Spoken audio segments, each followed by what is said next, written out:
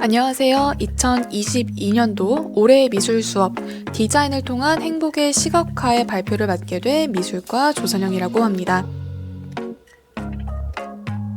발표 순서는 다음과 같습니다. 수업의 개요, 교수학습 전개 과정, 수업의 후기 순서로 발표를 진행하도록 하겠습니다.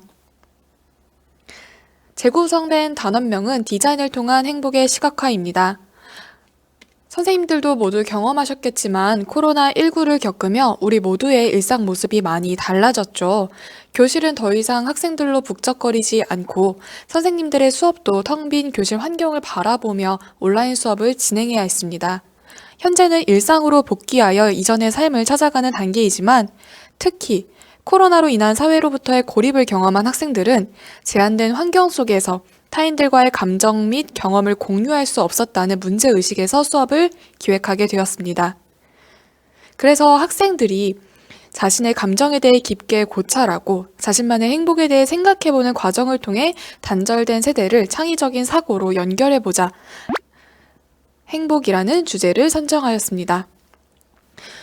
학교 미술교육을 통해 학생들은 개인 및 협력 활동을 수행하며 행복이라는 감정을 탐색한 뒤 심리적 안정감과 시각적 소통 능력을 키울 수 있고 이를 시각 디자인의 여러 분야와 연계하여 창의적인 작품을 제작하는 창의융합적인 사고를 발달시키고자 합니다. 차시별 수업 구성은 다음과 같습니다. 총 7차시 구성이고요. 1차시는 행복에 대한 주제 탐구, 2차시는 시각 디자인의 종류, 3에서 5차시는 포장 디자인 창작, 6에서 7차시는 광고 디자인 순서로 진행하였습니다. 지금부터 자세하게 1차시부터 수업에 대한 이야기를 해드리도록 하겠습니다. 1차시 행복 주제 탐구는 학습 목표는 총 2가지로 첫 번째, 다양한 자료를 바탕으로 미술 작품을 비교 감상하고 행복을 주제로 작품을 해석할 수 있다. 두 번째, 창의적인 발상법을 활용하여 자신만의 행복 시리얼 제품 기획서를 작성할 수 있다. 행복의 주제 탐구의 도입 활동은 함께 행복 지도를 그려보는 활동으로 시작을 하였는데요. 방법은 행복이라는 주제를 던져놓고 자신이 생각하는 행복에 대해서 글과 그림으로 자유롭게 마인드맵과 비주얼 싱킹을 그려보는 활동이었습니다. 그래서 간단하게 포스트잇에 자신의 경험과 관련됐던 아니면 자신의 감정을 나타낼 수 있는 글과 단어를 작성을 했고 여기서 그냥 마인드맵 형식으로 뻗어나가는 형식에서 끝나는 것이 아니라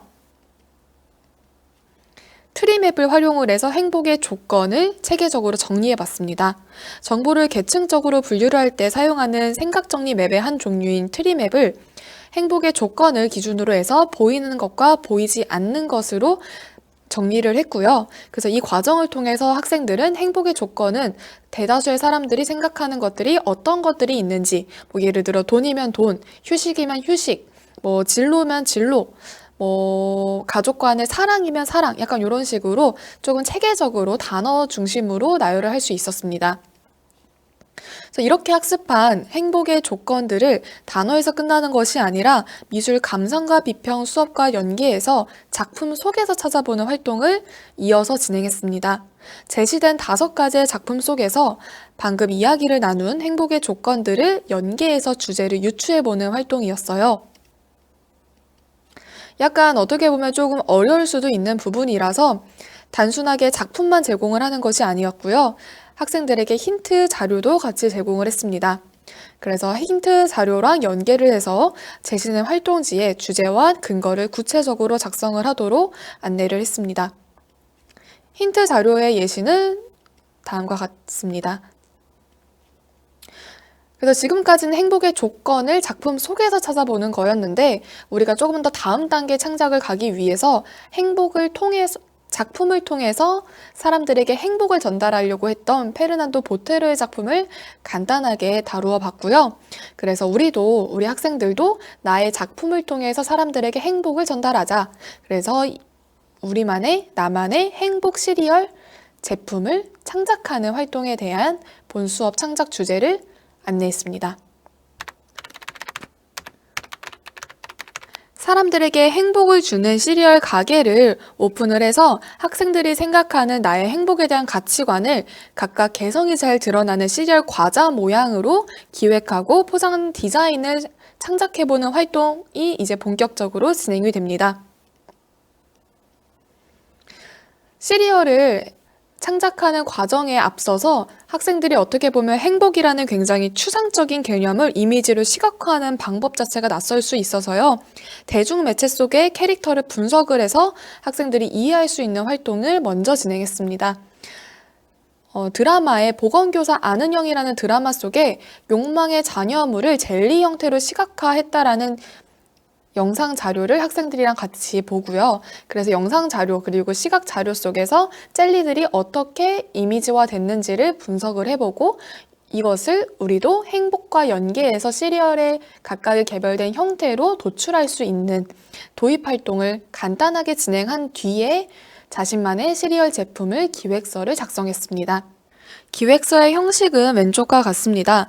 이때 기획서 같은 경우에는 학생들이 내용을 풍부하게 꼼꼼하게 작성을 잘 해야지 창작 과정에 들어가는 정보들을 빈틈없이 잘 작성을 할 수 있더라고요. 그래서 활동지 자체에도 조금 양을 많이 쓰게 했어요. 상품명, 컨셉, 기획, 의도, 아이디어, 스케치 같은 것들을 각각의 항목에 맞추어서 모든 것들을 미리 계획을 하고 들어갈 수 있도록 활동지를 설계를 했고요.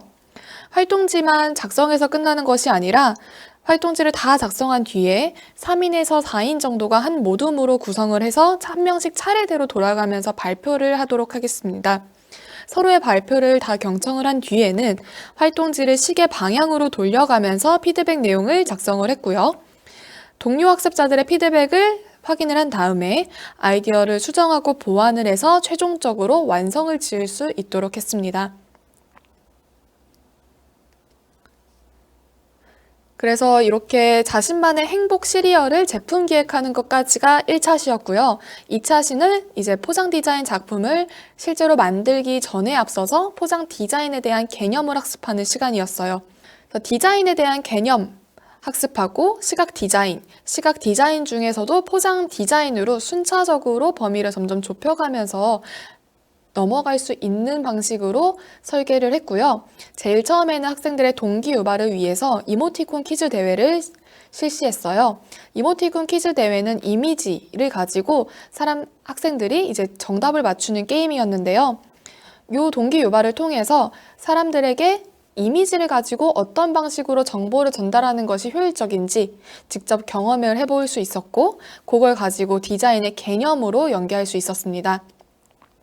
디자인의 개념을 학습한 다음에는 일상 속에 있는 디자인의 사례들을 하나하나 직접 찾아보면서 시각 디자인, 제품 디자인, 공간 디자인, 패션 디자인 같은 것들을 이야기를 해주실 수 있었고요. 그 중에서도 우리가 이제 학습하게 될 시각 디자인, 그리고 그 시각 디자인 안에 있는 것 중 포장 디자인에 대한 학습으로 넘어갔습니다. 포장 디자인에 대한 개념과 기능과 요소 같은 것들을 정보를 충분히 제공을 하려고 했습니다. 이때 단순하게 강의식 수업으로 가는 것이 아니라 교실 환경 안에 실제 포장 디자인 상품들도 배치를 하고 설명 하나하나에 여러분들이 직접 볼 수 있는 사례 같은 것들도 최대한 풍부하게 제시를 해서 관심과 집중도를 유도할 수 있도록 꼼꼼하게 수업 자료를 준비를 했습니다. 이렇게 학습한 내용을 그냥 활동지에 단어만 받아 적어서 끝나는 것이 아니라 2가지의 실제 사례를 제시를 했고 그 사례를 학습한 포장 디자인의 기능과 요소에 기반을 해서 성공 사례와 실패 사례로 분석해보는 응용 단계로 넘어갔습니다. 그래서 사례 설명을 돕기 위해서 추가적인 자료는 각자 제공을 했고요. 이 추가적인 자료와 상황에 한번 유출을 해서 실패했는지 성공했는지를 학습했던 개념의 단어를 응용해서 근거를 작성을 하고 다 작성한 뒤에는 찬성과 반대 측에서 서로 가볍게 토의할 수 있는 환경을 조성했습니다. 이처럼 포장 디자인에 대해서 이제 학습을 모두 했다면 1차시 때 자신이 기획했던 행복 시리얼의 제품을 포장 디자인으로 아이디어 스케치를 진행을 했습니다. 아이디어 스케치를 모두 구상을 한 뒤에 직접 이렇게 제시한 도안에다가 표현을 해보는 활동이 3에서 5차시 활동이었습니다.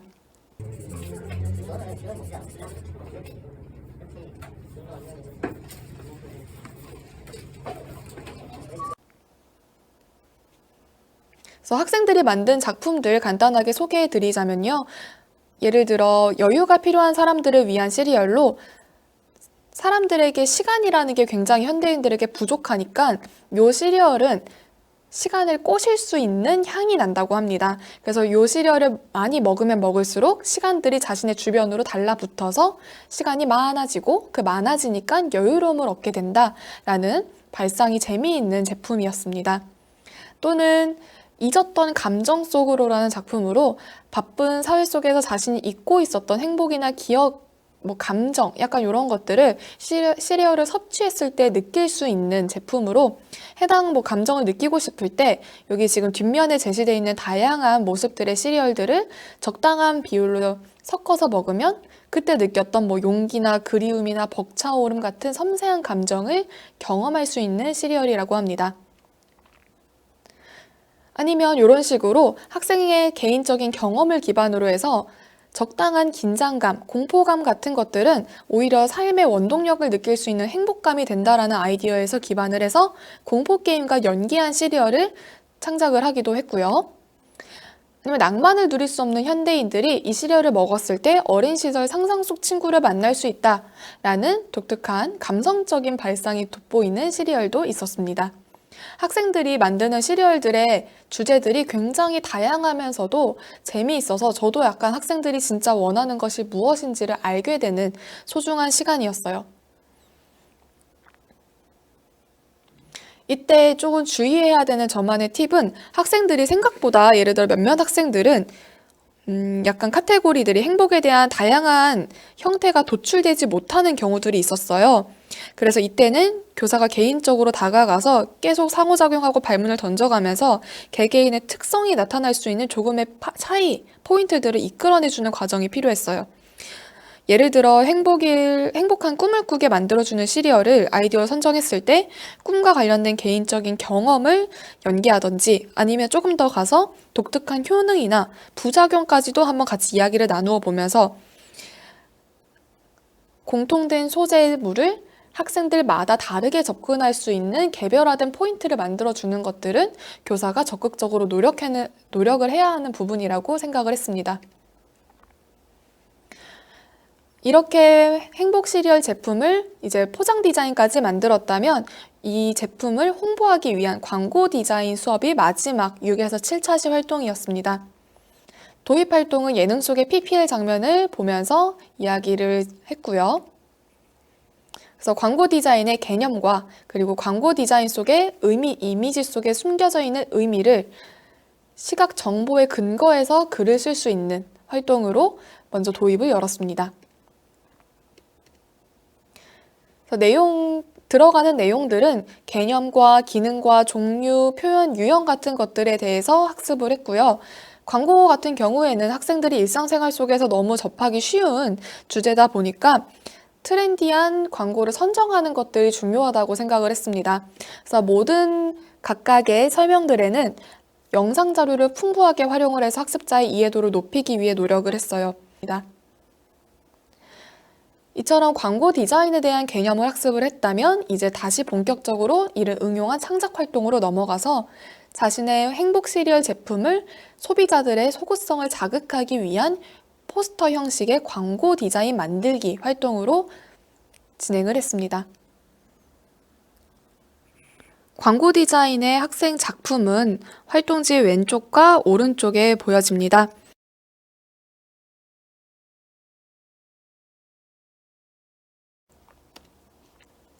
이와 같은 수업을 진행을 하면서 느껴진 성과는 다음과 같습니다.